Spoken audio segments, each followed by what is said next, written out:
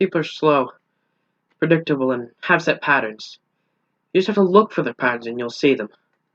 Like in a game of poker, for example. The way they hold their cards to their chest, the way their eyes look. It's all a game. A game that includes lies, deceit, and cheating. Attempting to save a woman from a drunk led to me being falsely accused with assault charges. My parents, my old friends, and the judge didn't believe me as I pleaded not guilty. But my mother wouldn't look me in the eyes hurt. A lot. It went on said that my father was disappointed. I could tell from the way he looked at me when I got home. I was forced out of my hometown and had to go into a city for a year of probation. It was either this or a year in detention.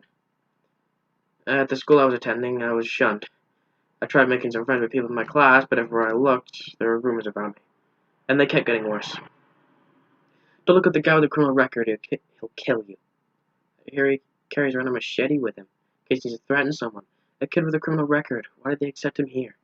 Couldn't even put in any class, why'd it have to be mine? After the first week, I was so close to the breaking point that I thought I would lose it. But then one day I was just completely fine with them.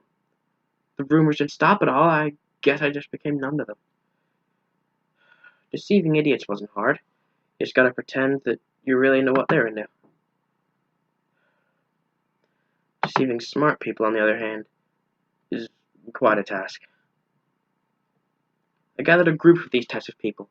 I fed them lies and whatever they wanted to hear. Who cares? As long as they defend me if I did anything bad, it didn't matter, right? I may have been an awful person to them, but I genuinely enjoyed our time together. Does that make us friends? Who am I kidding? They never really were my friends. The way they looked at me was never genuine. There was always that hesitation because of my charge. I could see it in their eyes they didn't trust me. They always kept a distance good enough so that I wouldn't be tempted to attack them.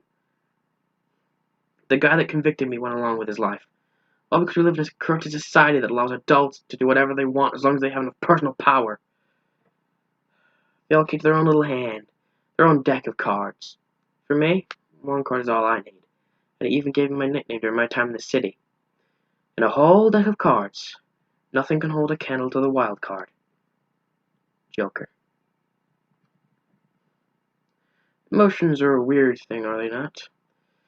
We feel them when we perform certain actions, yet no two people react the same to any situation. Why do we feel them? I felt tons of emotions throughout the process of my conviction. Some I didn't understand, and some that I came to terms with. While others I did not. It was when I was walking home from a day of school. It was late as it was during winter. I walked past a small section and heard her voice calling out for help. Nobody was responding to it. Either they didn't hear her, which is unlikely, or they simply ignored her and walked away. What kind of garbage person would walk past someone when they have the power to help? The answer? Everyone. I put my hand on his shoulder and told him to stop it. He fell over, got injured, and started shouting out loud about how I attacked him, and he was going to sue my family for assault. Some of the bystanders that have watched this woman be attacked by the same man pinned me down and called the police. The man then threatened her, telling her something about making up a believable story that could get me convicted, and she agreed without hesitation. I was taken into custody and placed in a cell for the rest of the night. I couldn't sleep, couldn't breathe. My life was over. I can still recall the emotions I felt on that night. Anger, rage, despair, extreme sadness, and, above all else, fear. I was given a choice, and I took the probation option. I was given 1 week to get my belongings together for the trip into the city. Seeing my family made me realize just what I'd done to them by trying to play hero. The week lonely. Home wasn't home anymore. It no longer felt like I was welcome. My bedroom felt like a place for me to no longer felt like a place for me to feel safe. More like a very different type of prison. My dad refused to talk to me, and I couldn't even bring up the courage to attempt to talk to him without fear of rejection or being yelled at. My mom didn't make my state any better, constantly giving me disapproving looks wherever I did move around the house.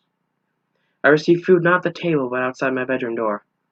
It was like I didn't even exist to them. I won't be able to tell you the amount of times I cried that week from this alone. School had always been a fun time. I did decently in classes and had friends there. Everything felt older, I walked into class for the first time. People were glaring at me, and the school's rumor kept on going. When I tried approaching my friends, they would walk away. I kept quiet and tried not to bother anyone, but they all kept looking at me as if I were lower than garbage. It struck me that they only saw me as a monster when I got beaten up by 3 guys in the year above me, and nobody around me tried to do anything. Even the teachers did nothing. I didn't belong in this town anymore. I was lower than trash to them. At the end of that week, I wanted to say goodbye to them. I didn't feel anything positive towards them anymore. I won't put it past them that I hated them. It just hurt to see everyone turn their backs on me in my moment of need. We live in a society that lets adults get away with stuff like this.